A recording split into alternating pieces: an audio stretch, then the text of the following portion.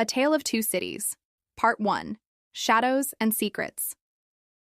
It was the best of times, it was the worst of times, but for Lucie Manette, it was just the beginning of a life shadowed by secrets and sorrow.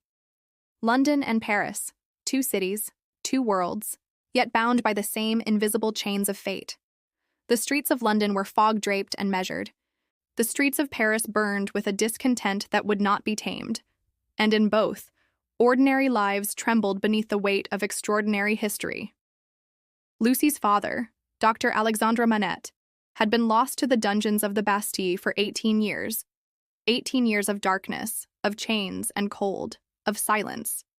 The world outside had moved on, but for him, time had stopped in a cell where the walls whispered despair. And now, at last, he was free, but freedom did not erase the years of suffering. He emerged to find a daughter he barely knew, a London that felt alien, and memories that clawed at his mind like hungry rats. Lucie's heart was resolute, though. She had traveled from Paris to London to retrieve her father, and she carried within her both gentleness and courage. In her presence, the broken doctor began to remember what it meant to breathe again, to speak, to touch the sunlight without fear.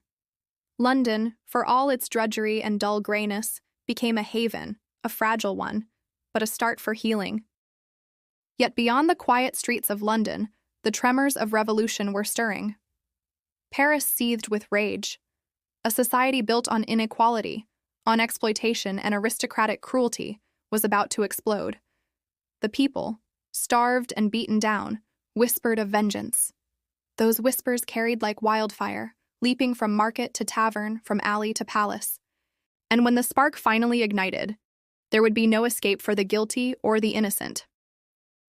Into this world of shadows and secrets walked Charles Darnay, a young French aristocrat whose conscience rebelled against the corruption and brutality of his class. Unlike the rest of the Evremond family, he could not stomach the cruelty and arrogance that defined their name, so he fled, crossing the Channel, seeking a new life in London, hoping to leave behind the blood-stained legacy of his birth. Yet fate has a way of binding souls together across oceans and centuries. Darnay's path intersected with the Manettes, and in that convergence, hearts awakened. Lucie saw in him not just charm and kindness, but a shared capacity for compassion, for justice, for love untainted by hatred. He, in turn, saw in her a light that cut through the shadows of his past, a purity that could heal his own lingering guilt.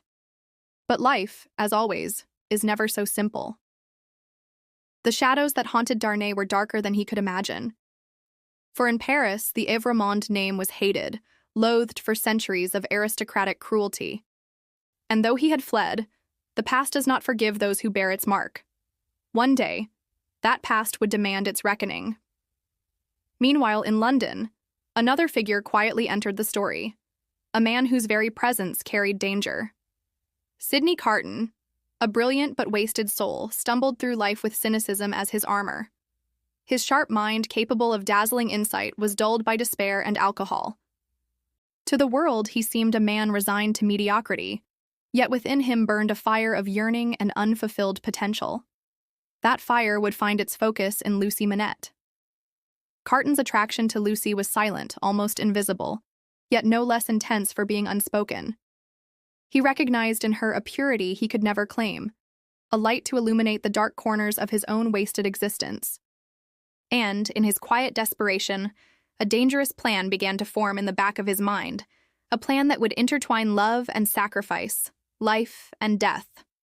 All the while, the undercurrents of history churned. London, though distant, was not immune. News of the growing unrest in France arrived on the winds, carried in whispers, in letters, in the anxious eyes of refugees. Stories of aristocratic cruelty, of peasants starved into rebellion, of blood boiling in the streets. These tales were no longer abstract. They were warnings, portents of a storm that would cross the Channel. And the storm would come. In Paris, the Evremond estates burned, not yet in literal fire, but in hatred and vengeance that smoldered in every glance and muttered curse. The peasants' anger was no longer contained. Even the quietest noble, even those who had escaped the cruelty, could not outrun the fury that was building. The revolution was coming like a tidal wave, indifferent to innocence or guilt. Back in London, Lucie's life was a fragile balance.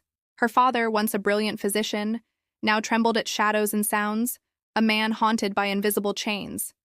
Charles Darnay, noble in heart, tried to live a simple life, though the sins of his family clung to him like a second skin.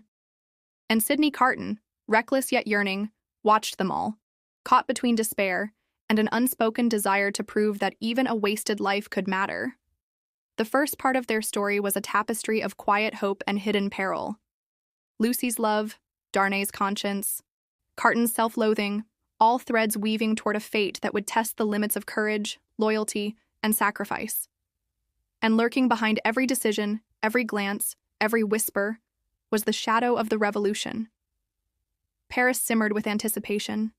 The guillotine awaited those whose blood it deemed necessary. Chains of oppression were breaking, and history was preparing to write its crimson lines across streets, across hearts, across the world. Even as London appeared serene, as Lucie's heart beat with love and promise, no one could see the invisible thread of destiny pulling them all toward Paris, toward fire, and toward a confrontation that would decide the course of lives forever. In the calm before the storm, there was beauty. Lucie's laughter was a balm to her father's soul. Darnay's honor shone like a beacon. Carton's mind, sharp as a blade, waited for its chance to act. But beneath it all, a quiet tension hummed, a sense that the world itself was holding its breath, waiting for the spark to ignite the powder keg.